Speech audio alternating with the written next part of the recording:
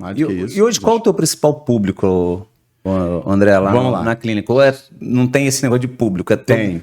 Porque assim, todo mundo sente dor. Não, então. Independente, como você falou, independente da idade. Três públicos. Então, primeiro público é o seguinte: é aquele cara que já tentou de tudo e ele não resolve. Se esse cara já tentou de tudo e não resolve, é porque os colegas que tentaram estão tratando a consequência. Estão tratando o processo inflamatório, estão tratando o processo degenerativo, REC, as artroses, as tendinites, etc. E não estão pensando por que esse cara tem esse processo inflamatório que não melhora de vez. Por que esse cara tem esse processo degenerativo que não melhora de vez. Vou dar alguns exemplos e começamos a nossa polêmica. Não, assim, não, vamos, a gente gosta, o pessoal gosta de falar o que tem que ser ouvido. Então, vamos lá. Isso aí. Primeiro de tudo, peso não causa dor. Peso não causa dor. O peso pode ser um fator. Peso corporal. Peso corporal. Se peso corporal provocasse dores, os lutadores de sumô não andavam. Acho que todo mundo concorda com isso. Outra, então imagina o seguinte, tem alguém que está acima do peso e aí ele tem uma dor, sei lá, no joelho direito. Aí ele vai até um colega que age dessa forma, né, onde o peso é fundamental. E aí ele vira e fala assim, pô, doutor, então, eu tô com essa dor aqui no meu joelho direito. Aí ele vai olhar e falar assim, olha que prato cheio. Pô, tem que perder peso, né, amigão? Só que aí o paciente via virar e falar assim, pô, doutor, mas é que eu sou gordo dos dois lados. Por que só dói o joelho direito? E infelizmente esse colega aqui, ele não se aprofunda nos porquês da saúde, não vai na causa real do problema, vai ficar com a cara desse tamanho. Ele não vai saber responder. Realmente vai falar, o cara é gordo dos dois lados. Seguindo essa lógica, era pra doer os dois joelhos, o quadril. Não é? Era pra doer tudo. Mesma coisa com a idade. É porque essa é a minha forma de entender de vários outros colegas, que é muito fácil você empurrar e devolver o problema pro paciente. Então, vem um idoso, por exemplo, e fala, doutor, tô com uma dor aqui no meu ombro esquerdo. Ah, mas é porque é a idade, né, minha senhora? Aí ele vai virar e falar, doutor, então é que meu corpo inteiro nasceu no mesmo dia. Meu outro ombro também tem a mesma idade. Meus joelhos também têm a mesma idade. Por que só dói o ombro esquerdo? E outra, se é a idade, eu não vou rejuvenescer. Então eu não vou melhorar nunca. Vou só piorar, então. Só vou piorar, não é óbvio isso? A mesma coisa com relação ao sedentarismo. Nem todas, a grande maioria das dores não é sobre sedentarismo. Não é sobre sedentarismo. Porque imagina o seguinte, eu tenho uma dor, mesma coisa, tenho uma dor no meu joelho direito. Ah, mas isso aí é o sedentarismo. Pô, mas eu sou sedentário do corpo inteiro, só dói o joelho direito? Então, o sedentarismo, ele é um fator, o peso, ele é um fator, a idade, ele é um fator, mas o que é a causa real e que foi deflagrada por causa desse fator, muitas vezes, entendeu? Então, por exemplo, dores de sedentarismo é aquela do corpo inteiro, aquela que se amanhece moído. Você acorda, dói o corpo todo. Você vai pra academia, você começa a malhar, e aí melhora, entende? Dor de peso tem que doer os dois lados. Isso é o óbvio, não precisa... E doer outras articulações, exatamente, outras articulações não ser... Que comportem peso, entende?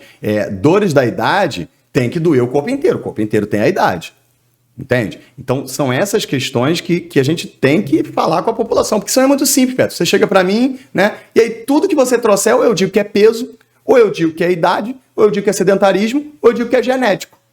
E eu empurro tudo de volta pra você. Mas aí... Já parou pra analisar? Não, faz todo sentido. Não é? A culpa nunca é minha, eu nunca preciso resolver. Você vem tá com eu tô com uma dor em tal lugar. Pô, Pé, tem que perder peso, passar a malhar, não sei o quê. Se você perder peso, passar a malhar e melhorar, ótimo. Eu que sou o doutorzão, que falei pra você o que você já sabia, que você precisa perder peso, você tem espelho. E se não melhorar, é porque você não perdeu peso suficiente. Tem que perder peso, mas quanto? Tá. Ainda tem essa. Quanto? Como? Será que realmente tem que perder peso? Será que você, como especialista aí no nutricionista, será que a minha constituição física não é mesmo mais robusta? Eu tenho um monte de gente que nunca vai ser assim, como eu. Você, por exemplo, tem uma constituição física muito mais robusta, né? Você pesa muito mais do que eu e não necessariamente tem que perder peso para melhorar a dor no seu joelho. Não, percentual de gordura baixo, massa muscular, enfim. Já tô fortalecido, eu já tenho... Na verdade, eu tenho sobrepeso de massa muscular. É isso. E o que eu pego muito também é a questão do fortalecimento. Tem que fortalecer. Aí você entra num viés que é o seguinte, o cara não consegue nem andar da hérnia de disco que ele tem na lombar e tem que fortalecer. Eu atendo muito atleta de jiu-jitsu, atendo muita gente marombada pra caramba, não tem... O lobo da orelha já tá fortalecido. Não é o fortalecimento que tira a dor. O que tira a dor é a movimentação que você faz durante o processo de fortalecimento. Inclusive, o que ajuda, né, a manter as forças e tal é um conjunto de fáscias, ligamentos, músculos. E os músculos, inclusive, que fazem esse papel são os músculos que são de contra-resistência à gravidade. Não são os músculos de potência. Entende? Então, se eu tenho que fortalecer, por exemplo, alguns protocolos para reabilitação de joelho, né, se você fizer com alta potência, não é para ganho de mobilidade e de reabilitação para dor. Eles são para esporte, para alta performance, etc. Quando você vai reabilitar um joelho que está com dor há muito tempo, pelo contrário, você tem que fazer trocentas repetições com uma angulaçãozinha do finalzinho ali do movimento, entendeu? Que se você botar mais carga, você vai recrutar um outro tipo de fibra muscular que não é o que estabiliza o joelho. Então não é o fortalecimento, a questão do próprio core mesmo, já foi debatido muitas vezes, é o movimento durante o processo de fortalecimento que ajuda a melhorar a mobilidade das articulações das vértebras, nutrir aquela articulação, levar prostaglandina, leucotrienos, interleucina, ácido araquidônico, um monte de substância inflamatória fora, né, porque a circulação vai levando para longe, para você jogar na privada pelo seu rim, entende? Não é o fortalecimento, é a mobilidade que vem do processo de fortalecimento. Como você falou, a pessoa já tem uma massa muscular exagerada e ela já está fortalecida. E aí ela começa a fazer um exercício, sei lá, mais funcional. Uma liberação aqui assim, e aí passa a dor. Na verdade, ela não fortaleceu nada ali. Foi o que tu falou, ela fez uma drenagem de tudo. É a mobilidade, a lubrificação da cápsula por conta do líquido sinovial, é a dessensibilização do nervo. Porque vem uma coisa muito legal. Então, por exemplo, dentro do nosso nervo tem um líquido chamado axoplasma. Esse líquido ele é muito importante tanto para conduzir o impulso elétrico e você poder sentir o seu corpo, né, e dar as informações para que você se movimente, né? Só que tem algumas coisas muito interessantes com relação a esse líquido e o nervo. Quando você tem uma compressão da raiz do nervo, por exemplo, por uma hérnia de disco. Então, já fica algumas dicas. Como saber se você tem ou não uma hérnia de disco? Não precisa fazer ressonância. Não precisa fazer ressonância. O diagnóstico de hérnia de disco ele é clínico.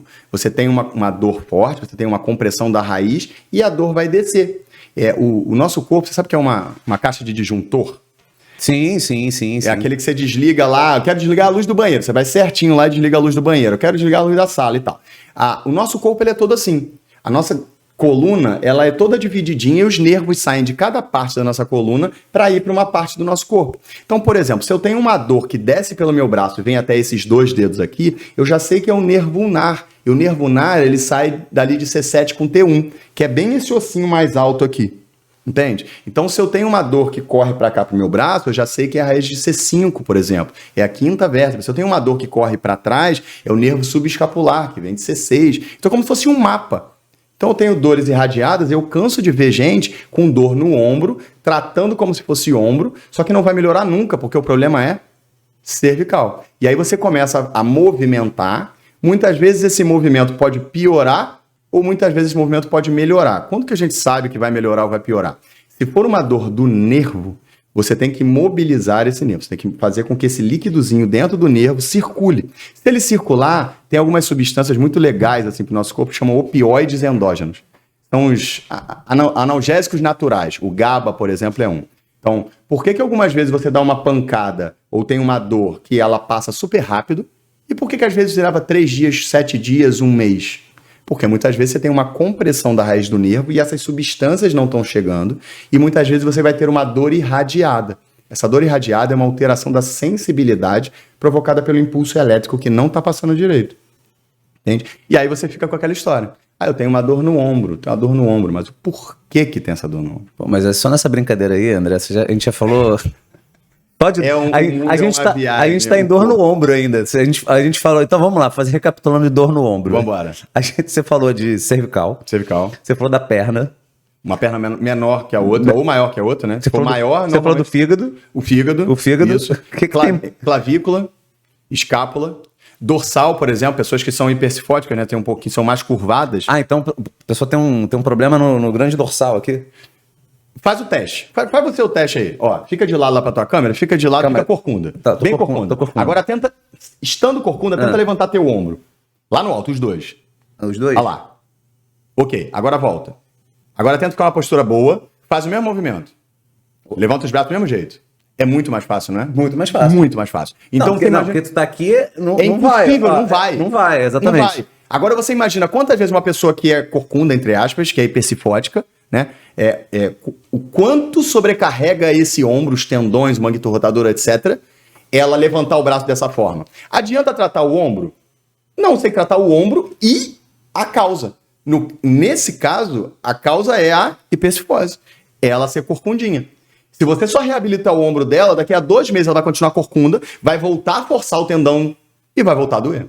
É isso que eu falo que quando eu resolvo uma consulta, é isso. É porque eu tenho que descobrir o porquê que ela tem aquela tendinite no ombro, por que que ela tem aquela lesão no menisco, por que que ela tem hérnia de disco e por aí vai.